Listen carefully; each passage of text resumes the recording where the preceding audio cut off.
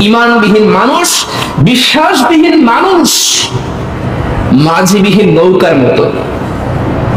নৌকা আছে, সাগরের ভিতরে ছাইড়ে দেওয়া হয়েছে, কোনো মাঝি নাই।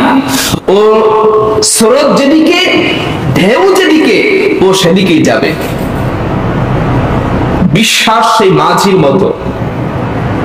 এই বিশ্বাস আপনাকে, ঈমানটা আপনাকে সঠিক পথে চালাবে।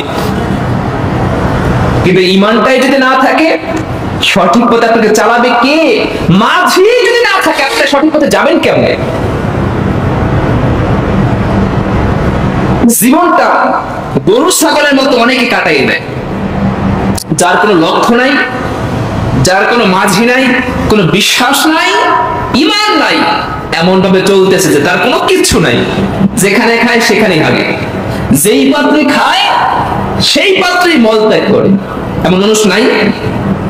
আছে, কিন্তু কোন লক্ষ্য নাই। এমন অবস্থা, গরুর ছাগলের কোন লক্ষ্য আছে? ও শুধু খায়, মোটা হয়, একটা পর্যায়ে যখন বড় হয় জবাই করে মানুষ খাইয়ে ফেলায়।